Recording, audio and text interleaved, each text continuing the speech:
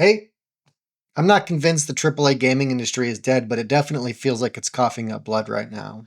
One day we're getting flashy new trailers and the promise of next gen innovation, and the next day another studio goes dark or a hyped up release plops onto Steam, or even worse, Epic Game Store. This past week or so has been a mess. A short, brutal list of failed projects, layoffs, and broken trust. I'm going to lay it all out, but we'll end on some things worth holding on to. Because even in this crap show, there's still the occasional spark of hope. Let's start with Build a Rocket Boy, a studio with pedigree. Founded by one of the ex-producers of GTA, they recently launched a little game called MindsEye, a game you probably never heard about until the dismal reviews started pouring out. It's a cinematic sandbox-style game made inside of Build a Rocket Boy's Everywhere platform. It bombed hard, players were confused, and critics didn't even know what they were reviewing. And now the studio's cutting 100 devs loose, roughly a quarter of the team.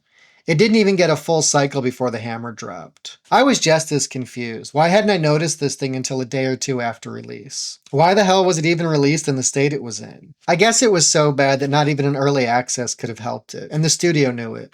Next up is Hypixel Studios. Their big pitch was a game called Hytale. A kind of next-level Minecraft with actual story, depth, and RPG mechanics. But despite all the early hype, the game never made it to beta. This was a game I was actually very excited about, but my hopes kind of faded after Riot purchased them in 2020. Now Riot has very quietly shut down the whole studio. One announcement, no drama, it's just gone. Then there's 1047 Games, the team behind Splitgate 2. Layoffs just hit and the co-founders stopped taking a salary to keep the company afloat. That's a good gesture, but it's also a bad sign. The president of 1047 Games wore a Make FPS Great Again hat at Summer Game Fest. People got upset and then he apologized. Was the hat political? Kind of. It wasn't exactly tongue-in-cheek, but it also wasn't some grand statement.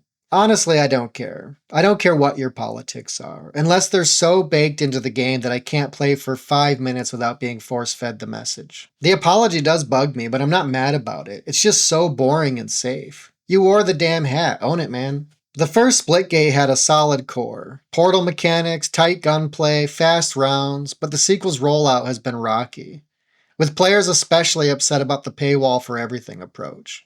I think people are over that. I know I am. I would much rather pay for the full game and have things to unlock during my playthrough, cosmetic or not. So I don't think the hat incident tanked the game. The game did that on its own. I think the apology just made people less forgiving. I should be fair, the game isn't exactly dead, but the Steam comments don't look good.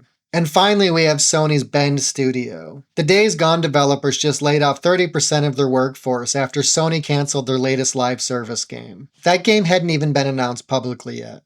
I'm not even sure why they were making a live service game to begin with. Yeah, maybe Days Gone didn't release with huge fanfare, but the game has grown a cult following and is now loved by many. Why wouldn't you just be working on a sequel to Days Gone? That's 3 major layoffs and 1 total studio shutdown in just over a week. We should probably be asking, who were these games made for? Were they chasing audience trends or just running down a checklist? Was the project passion-driven or was it some kind of spreadsheet development? It feels like a lot of these games were just trying to be too much at once.